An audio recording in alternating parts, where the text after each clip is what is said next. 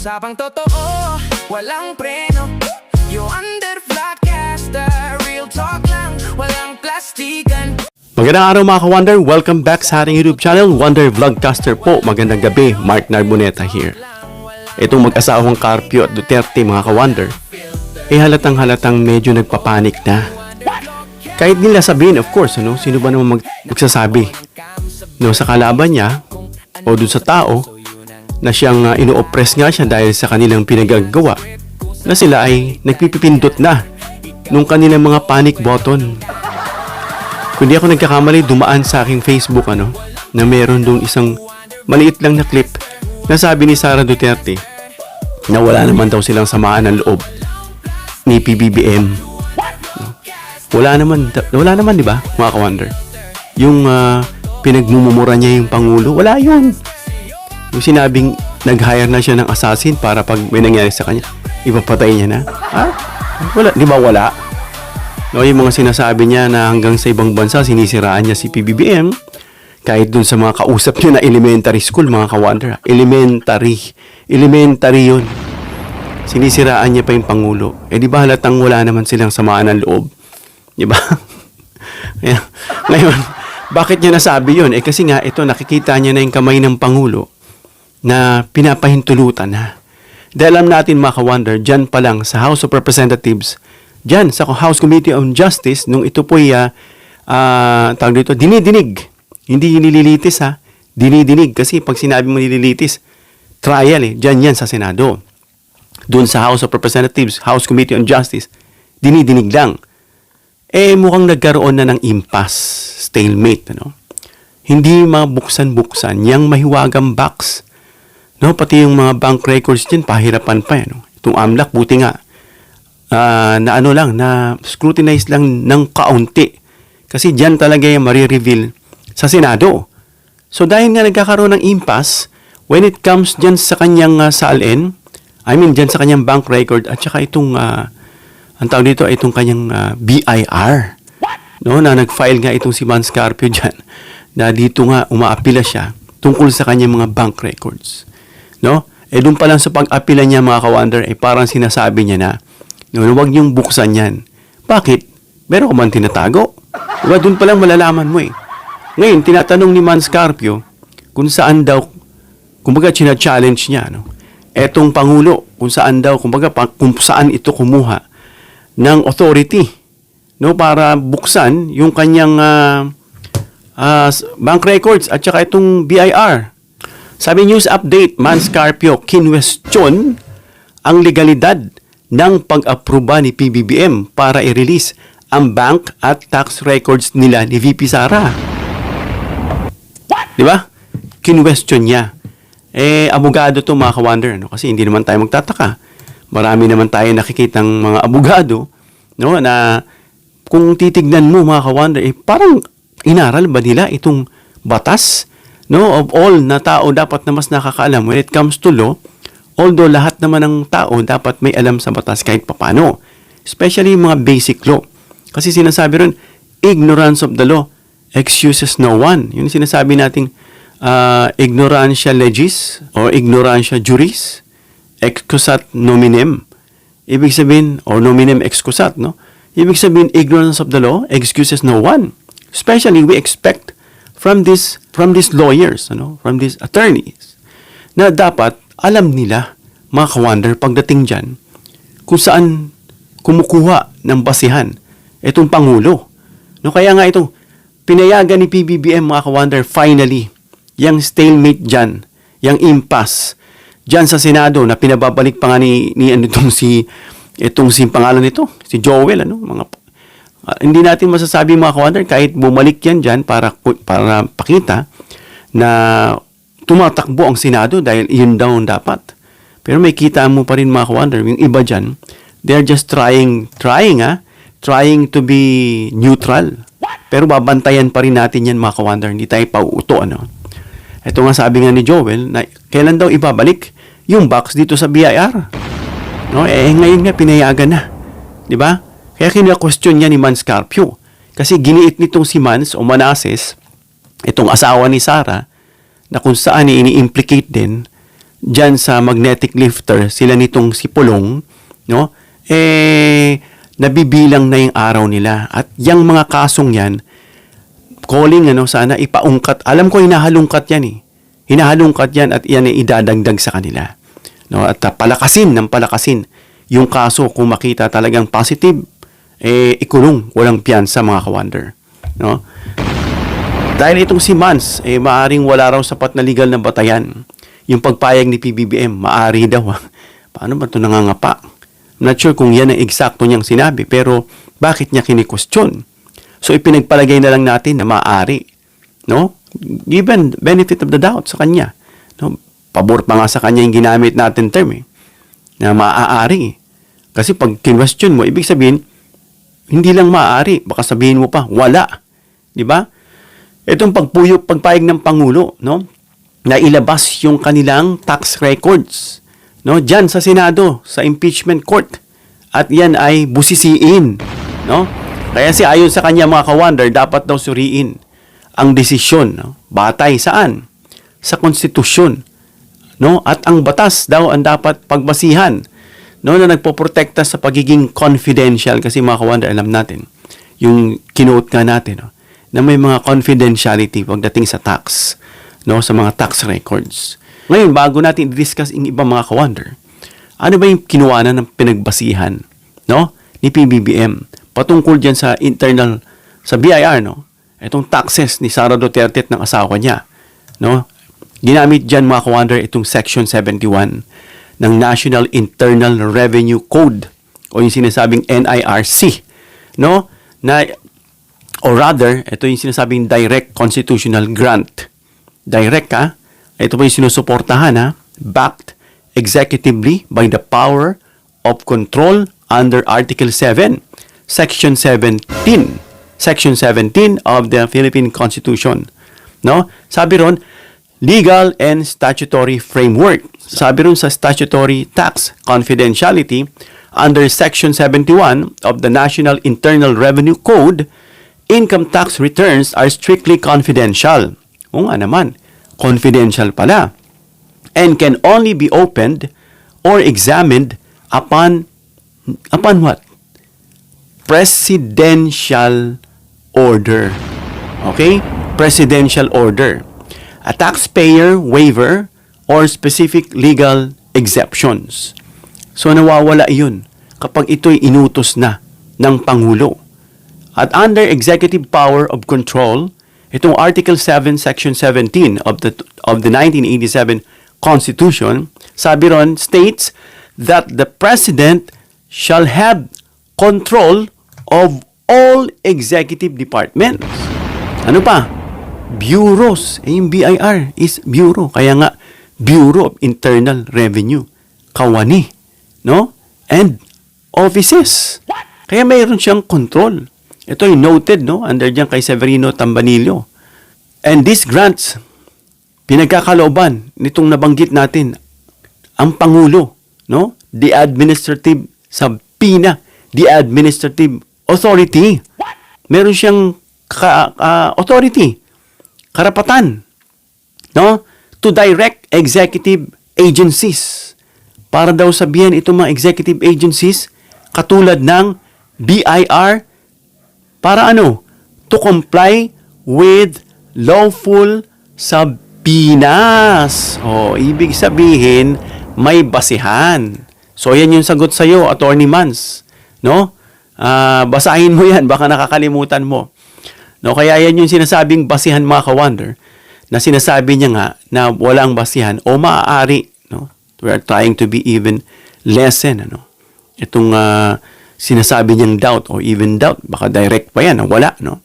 Ngayon, sabi nga ng Malacanang, mga ka-wonder, na legal ang aksyon, no? Ito nga hindi nga personal na pinabubuksan ni Pangulong BBM ang mga record, no? Bilang Chief Executive, siya ay may supervisory authority dyan sa BIR, no? Kaya maaari niyang pahintulutan, no? I-allow itong BIR na na sumunod sa isang legal na utos o proseso ng Senado dahil siya ay may power na nakastipulate dyan sa ating konstitusyon. Ngayon, yung pahintulot dito mga ka-wonder, para matapos na yung impasse na yan, nagkakapaan sila, no? Para maipasa na itong record mga ka-wonder dyan sa impeachment proceedings, no? At hindi naman ito pinakakalat sa publiko. Dyan lang sa kanila sa proceedings para may reference itong mga senado. At of course, makita nila from there, no, na may ebidensya. 'Di ba? Kasi nabuksan eh. Pero ganun pa man, mabait pa rin si PBBM. Hindi sila in-expose in public kasi baka alam din ng Pangulo na although pwede yan, pero may mga parameters pa rin siguro, no, na may mga code patungkol dyan. Ngayon, itanong, may kapangyarihan bang Senado, itong impeachment court, na humingi ng mga dokumento? Meron ba? Bakit hindi nila mabuksan-buksan at kailangan pa ng Pangulo na makialam? Ang sagot mga ka-wonder dyan, ay oo, meron siyang kapangyarihan mga ka-wonder, itong Senado. No, ang impeachment court kasi mga ka-wonder, gaya ng mga ginagamit nating term, ano? Sui generis, walang co-equal power, walang pakialam yung Supreme Court dyan, at ang executive, which is yung branch ng Pangulo. Pero bakit kailangan bang himasok ng Pangulo kung meron naman silang kapangyarihan, no, na humingi dito sa BIR ng dokumento, no? Kasi ang impeachment court nga mga ka-wonder, again, may kapangyarihan silang mag-issue ng subpoena na kinu-question nga ng kampo ni Sara na nagmumukha raw fishing expedition itong mga itong mga House prosecutor. Itong prosecution, itong team ng House of Representatives nila Jokno, no? Kasi parang nagbabaka sakali. Kinurik nga sila ni Chal Jokno, in-school nga itong dalawang mga Cayetano, no? Na in-splice na nga lang nitong si Pia para siguro lang siguro sa tingin natin, opinion natin, bakit kailangan niyang gawin? Para ma-justify yung pagkakapahiya sa kanila. Na in-school nga sila, kalat na kalat. At hindi nang basta sinabi yun na witness yun ang buong taong bayan. Na doon ay pinagmukhang malisyoso na parang hindi nasagot nitong si Jokno, ang gagawang katatawanan para kanino yung ginawa niya. Of course, para doon sa mga aanga-anga na lahat na lang na i-feed mo sa kanila, lunok na lang ng lunok, hindi na ngumunguya. No? Hindi nginunguya. So yung mga ka-wonder, may kapangyarihan sila na magpasabina, no, ng kasong kaugnay mga ka-wonder as long as relevant ito. Gaya ng sinabi ni Jokno. Relevant dun sa kaso. No? Kasi bahagi ito ng kanilang constitutional power, itong Senado, no, na nagsisimbing impeachment court. Sila yan. Ang tanong, may nagtanong sa akin, pero Mark, lagi nagtatanong to, no? Pero patient naman tayong sumasagot sa kanya. Although hindi naman tayo abogado, pero nire-research natin yan mga ka-wonder. Nang tanong hindi ba confidential ang tax records? Totoo mga ka-wonder na confidential ang tax records, no, sa ilalim ng National Internal Revenue Code. Meron niyang code na alam yan, of course, na alam yan ng mga abogado at dito sa BIR na may sarili din silang abogado. Pero, gayon pa man, datapwat, bagamat, may pagkakataon. Ito ni sinasabing mga exemptions under certain rules or certain circumstances gaya nitong impeachment, no, na maaari itong ilabas, no, kung may legal na otoridad o kung may kinakailangan sa isang opisyal gaya ni Sara Duterte, no, na judicial o impeachment proceedings, no, kailangan nilang malaman para malaman nila itong dapat na isagot dyan sa mga cross-examinations. Kaya mga ka-wonder, no, dyan pa lang malalaman natin na hindi paglabag sa batas itong paglabas ng mga records, no, kung dumaan naman ito mga ka-wonder sa tamang proseso. Di ba?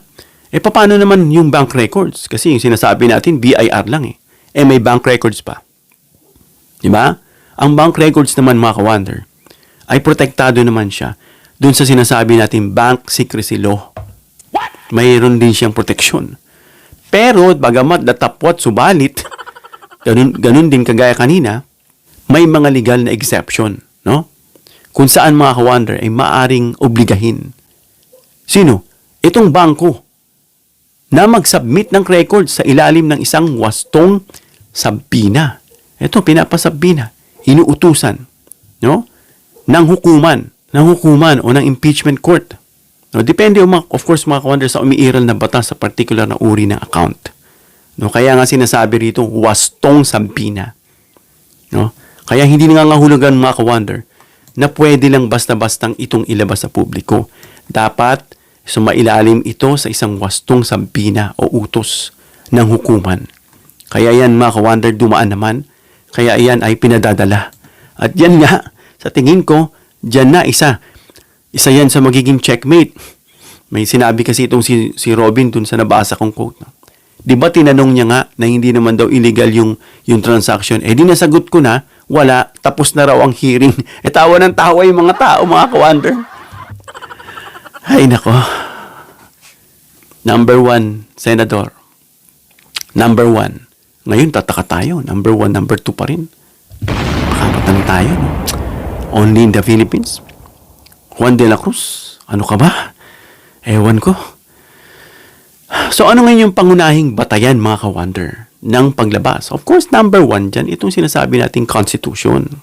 Yan kasi ang ating, backbone. No, itong katawan natin, pag wala itong skeletal system, wala itong mga buto, spinal cord, wala siyang spine, wala siyang mga buto, yung sa papaan natin, yung mga femur, no? Yung mga buto sa kamay, mga tibia, fibula, yung mga buto dyan, no? Yung dyan sa leeg natin at yung skull, para tayong gulay. So yan po ang silbi ng Constitution. Siya ay skeletal system na tinatayo yung ating bansa sa isang kaayusan, no? Kaya itong Senado, may kapangyarihan siya na litisin dyan sa impeachment cases. At isa pa, yung power to issue subpoena o utusan ang tao, ang institusyon, ang organisasyon at sino man, no? Kasi bakit? Bahagi yan ng kapangyarihan ng impeachment court, no? Itong paghingi ng ebidensya. Dahil yan na nga ang ginagamit. Subpoena duces tecum, yung sinasabi. At isa pa yung due process. No, kailangan yan sa lahat ng paglilitis. Kung may kahit nasasakdal, dumadaan sa due process. Laging may ganyan. Kasi kailangan mabigyan ng pagkakataon. Itong si Sarah. No? Hindi lang si Sarah. Pati nag-akusa. Kaya magkabilang panig mga ka-wonder na magharap-harap sila at magsuri ng ebidensya. Prosecution, ipoprosecute, uusigin si Sarah, didepensahan ngayon nitong defense team niya. At habang yung mga Senate o Senator judges, neutral. But unfortunately, very garapal. Hindi neutral eh. Halatang-halata mo, tumatayo na as Senator Defense. Diba? Tapos sasabihin natin, asan yung sinasabing credibility, asan yung sinasabing, anong tawag dito? Yung hiya sa tao na nag-alala sa kanila. Hindi nila sinusunod yung kanilang mga rules. At isa pa, itong sinasabi nating rule of law. Kasi mga ka-wonder, walang opisyal na pamahalaan ang automatikong exempted sa mga legal na proseso. Lahat yan, tayo'y nasa ilalim ng rule of law. Otherwise, mamuhay na lang tayong bilang mga barbarian. Hindi na dinadaan sa due process, ganito, ganyan. Alam mo yung pagpatay-patay noong nakaraan? Diyan sa EJ Kini Duterte, parang barbaric ang style. No? Dahil naghahabol itong mga pulis. Diyan sa pagkakabanggit nitong si Bongo, na huling-huli sa bibig at talagang sinabi na yan ay may mga katumbas. So, napipressure, kumukota. Kaya ganun ang nakikita ron na kung sino-sino na lang, basta lang makaabot sa kota, mga ka-wonder. So, yung sinasabing hinihingin dokumento, kaugnayan mga ka-wonder, dito sa kasong dinidinig. No? Kaya nga, sabi ni Cheldok, no, relevant. Kaya anong mahalagang limitasyon dyan na sinasabi na itong paglabas ng records, kagaya nitong kay Sarah at sa asawa niya, ay hindi pa ito nangangahulugan na may kasalanan na yung mga may-ari nito. Pero ang tanong, bakit ayaw nyo ilabas? Kasi from there, mga ka-wonder, malalaman kung may kasalanan silang dalawang mag-asawa. Diba? Kaya yung dokumento, mga ka-wonder, ay ebidensya lang yan. Susuriin yan ng impeachment court. No? Pag yan, nasa Senado na, nasa Senado pa rin, mga ka-wonder, yung pagpapasya. Kaya babantayan natin itong mga senador. No? Kung ganito, kung gaano ito kahalaga, at kung ano ang magiging bigat, no, nito sa paglilitis. Alam na natin, given na yan, may mga talagang nagbigay na sila ng kanilang disclaimer na kahit sunugin mo siya, amoy Duterte siya. Diba? Wala ka na magagawa ron. Siya na mismo nagsabi. At mismo yung akay antano. Para lumabas sa bibig niya. na kung si Marcos daw ay doon, didepensahan niya rin daw. Hindi mo trabaho magdepensa. Trabaho mo mag-weigh things out and then magdesisyon base sa ebidensya. Grabe. Parang nililecturean natin yung mga abogado at senador pa. Ngayon, mga ka-wonder, maaari bang question ni Mans yan? Of course, lahat naman may karapatang mag-question. Kaya ang sagot ay oo. No, lalo na siya bilang abogado, no, at isa pang apektadong partido. Kasi kanyang salin, bank records dyan, at saka yung BIR niya. Kaya may karapatan siya, mga ka-wonder, na questionin yung legalities ng paglabas ng kanyang records. Pero then again, may basihan ito. Kaya wala siyang mailulusod. No, kaya ito'y pinapansabi na ngayon ng Senado. Maaari niya ring ihain, mga ka-wonder, yung kanyang argumento dyan sa impeachment court o sa iba pang naangkop na hukuman.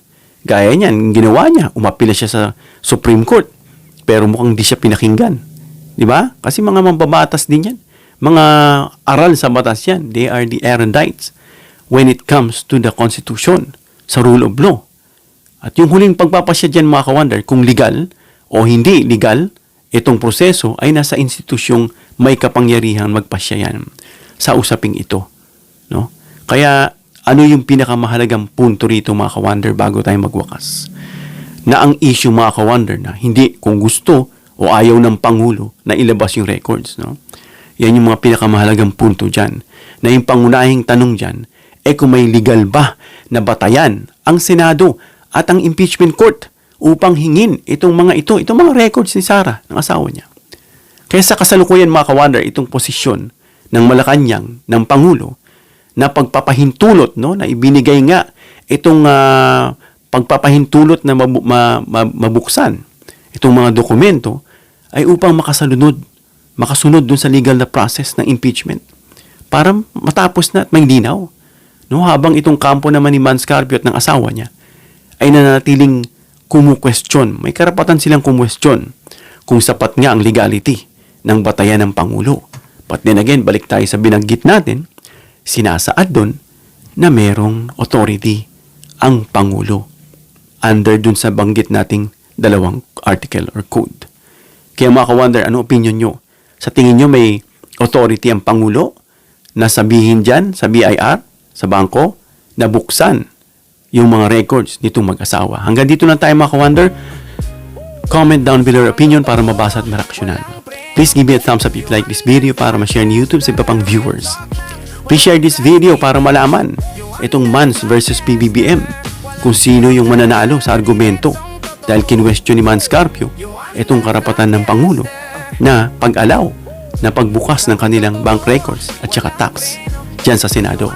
Please subscribe, hit the notification bell icon and choose all bilang suporta sa aming mga content creators. Hanggang sa muli, mga ka-wonder. God bless.